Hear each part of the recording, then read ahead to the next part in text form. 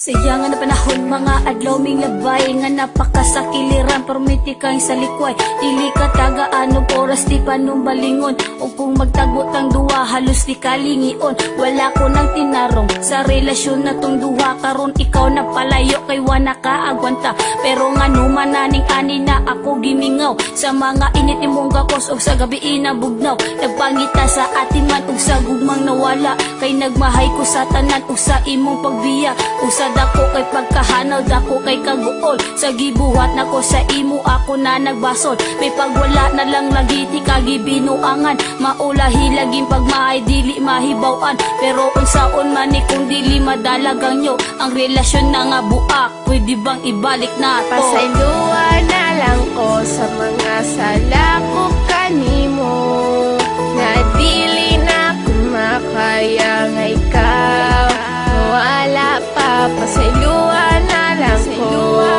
nang hinaot ko mimo ko.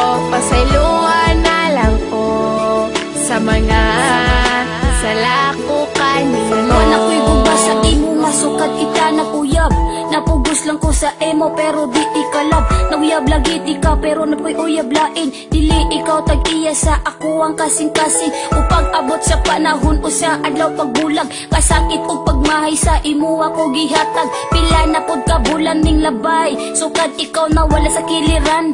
Mga pangandoy naghanaw naghinusot ug maayos pang buhat ko kanimo, nagmahay sa tanan o pwede pa bang maotro ang relasyon na nga wala nga ako ang dahilan. Pero kung mubalik pa dili na ka pasakitan, o gampingan na ka o permenting nga timanon, kung na ipramagamay ako adayong notason.